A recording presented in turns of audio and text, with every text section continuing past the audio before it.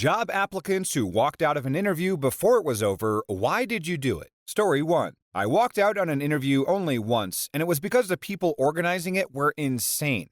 They had arranged a large-scale interviewing process for the entire city. After getting there early, I realized there were quite a few applicants, so I didn't mind the fact that I had to wait for about 3 hours. Eventually, they asked a group of 3 of us into an office, where we waited again for 45 minutes. Again, I was happy to just have an interview, so I waited. Eventually, I met a manager for the store who asked the standard range of questions, and I thought I did pretty well. At the end of the interview, though, I was asked to sign a waiver, and when asked why, I found out that they had recorded the entire interview for the purpose of an episode of Current Affairs, and didn't tell me beforehand. After waiting for so long just to be disrespected like that, I just walked out. I happened to catch the episode later, and it featured some of the people who I had waited with in the room. And thank God I didn't sign that waiver, because the angle of the investigation was that unemployed people didn't put any effort into getting jobs, completely ignoring the fact that everyone had to wait for hours just to get a chance. Story 2. I accidentally walked out on an interview. I had driven 4 hours to apply for a bar or gaming room job in preparation for moving cities for study. I had purchased an apartment, so I kind of had to take the job searching seriously. I had spent about 20 minutes talking to the gaming manager, during which time the venue manager joined us, when some guy came up to them and started chatting to them. I sat there for maybe 5 to 10 minutes, wondering if the interview was over, when I decided that most questions had been asked and my existence had barely been acknowledged since the guy had walked up. I half interrupted, shook one of the interviewer's hands and said thanks, and exited the premises with no idea how the interview went. So I was crossing the road to my car when one of the interviewers chased me across the road and offered me the position. Turns out that the guy who was interrupting the interview was one of the owners of the venue. I sometimes wonder how I get through life considering how socially inept I can be. Not only an accidental walkout, but apparently an accidental power move by this person. It is like the tactic of buying from a car dealership and then walking away when you don't get the deal that you're asking for. They're bound to come running after you and would rather just make the sale than let you walk away. So those owners were obviously very impressed with the gutsy move and just had to hire that person on the spot. Nicely done. Story 3. I had placed my resume on a few job sites and accidentally left my resume open to the public. Yeah, you should not do that. I had gotten a call for an interview for a big insurance thing, and I was young and lacked common sense, so I excitedly went. When I got there were about 20 other people waiting to be interviewed. And it turned out to be a group interview where some handsome bleached teeth dude talked about how great the job was, where we could set up our own hours and make as much money as we wanted. All we had to do was pay a lot of money for their special training, and riches beyond our wildest dreams would come of it. Somehow the stupid slapped me in the face, and I got up from my chair and started to walk out.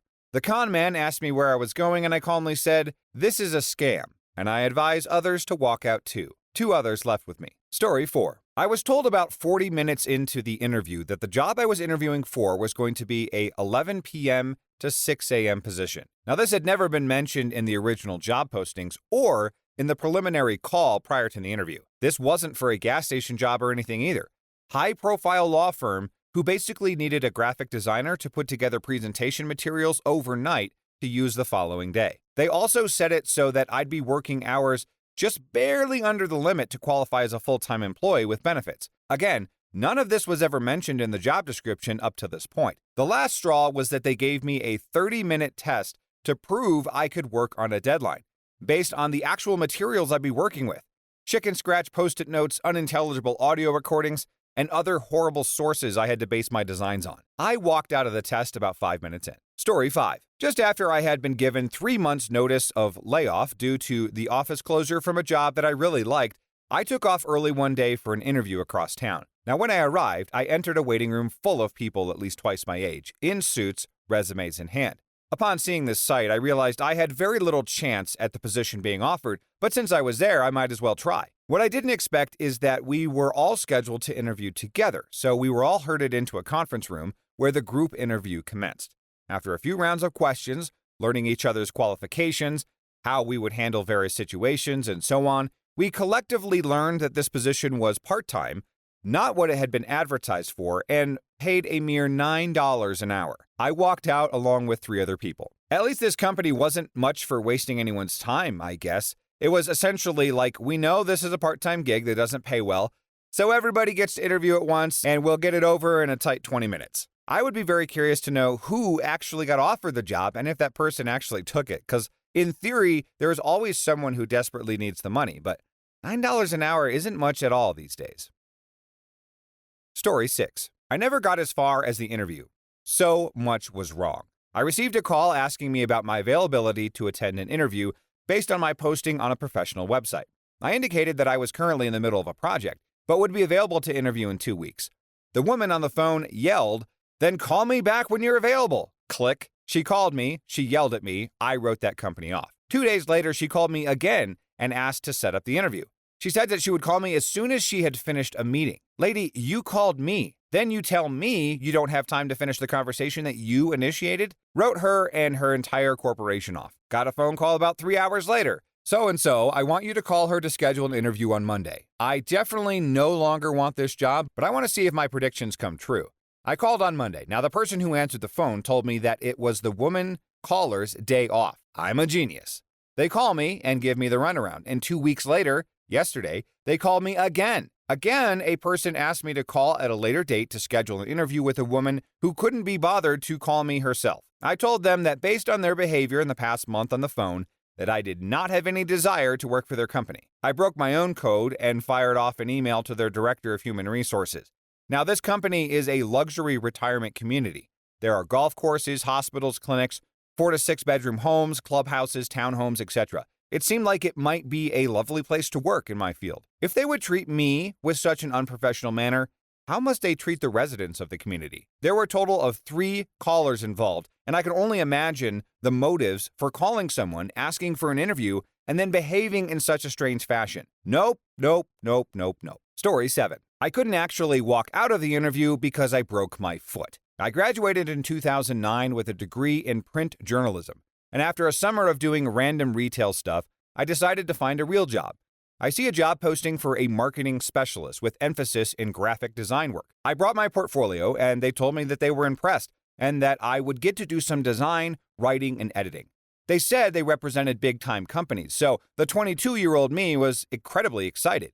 They told me to come back the next day for a job shadow, dressed professionally. I showed up bright and early in my nicest business clothes and heels, and they told me that I would be riding with this red-headed girl. Now, side note, she started where I wound up working a few years later and didn't make it through training. Now, I live on the north side of my city, and we drove all the way south to a residential neighborhood. I wasn't 100% sure what was going on, but they gave me a catalog and said that we would be doing door-to-door sales for Sears Home Improvement. I made it 2 hours in the Midwest humidity dealing with pissed-off homeowners who didn't want to have their homes improved by Sears. While walking onto a driveway, my foot got caught in a rabbit hole, and I felt the snap. I couldn't put any weight on it, and I told the red-headed girl I needed to go. She panicked, saying that she needed to meet her quota for the day. Now, I asked if we could take an early lunch, so we went to Arby's, where she and the rest of the sales crew left me with a swollen foot. I had to call my dad to pick me up, and he worked an hour and a half away. He dropped me off at my car, I drove with my injured foot home,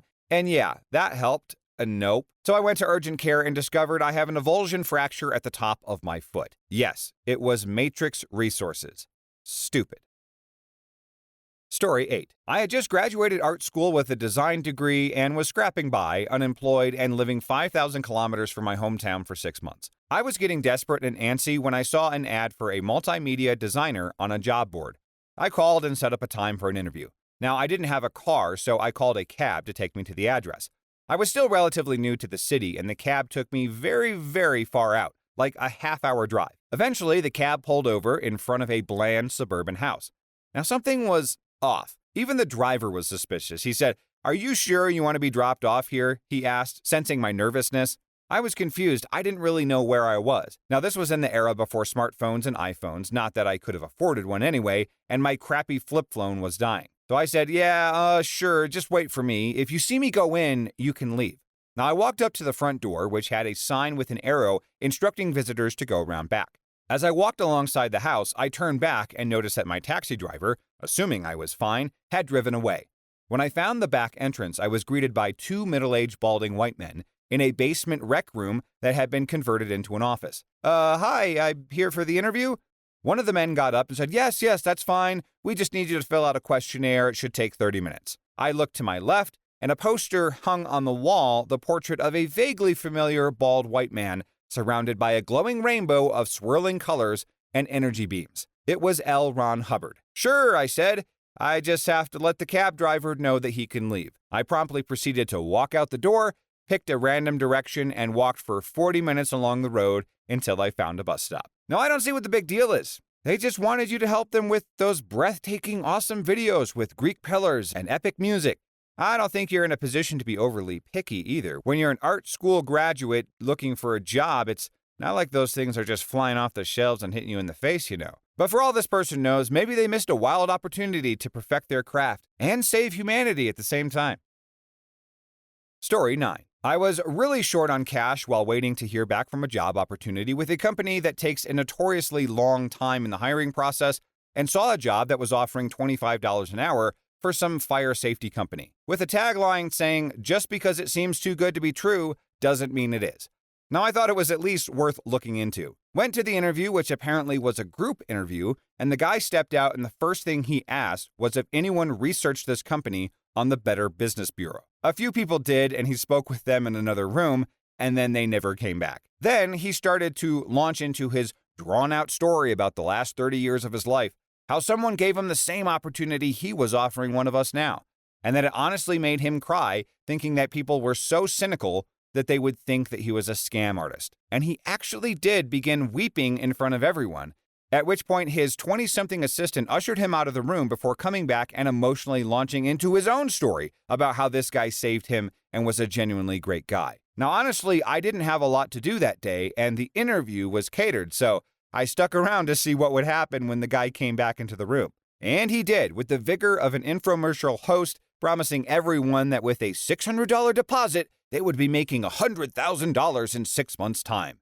He just wanted a chance to interview each of us one-on-one, and at the one-on-one, he started to talk a bit more about how this would be a great fit for me, blah, blah, blah. And I just stood up, asked for the application I filled out, it had my personal information on there, told him that this was obviously and clearly a scam, that I hoped that there wasn't anyone else dumb enough to actually write him a check. He called me a cynic and had his assistant escort me out.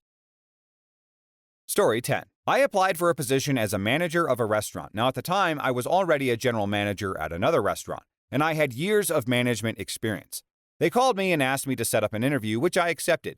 When I arrived 15 minutes early, I checked in and was told to take a seat, where I waited for 45 minutes past my scheduled interview time. When I was finally interviewed, the interviewer was mumbling something about terrible servers, and then ranted to me about how upset that he was that a server was refusing to pick up a night shift. Then he used a bunch of derogatory terms for women about that server. Now, as the interview progressed, he would start side tangents about his staff and past managers. He then told me that while I applied to a manager's position, they actually didn't have one available, and that I could serve tables until a position became available. I asked when that might be, and he said, maybe 6 to 8 months. I read him the riot act in front of staff and customers about how much of my time he wasted and how he should never talk to his staff like that, and about his professionalism, and 8 months later, shocker, the restaurant closed. Story 11. I was finishing my degree in music education, and my university held a job fair for future teachers.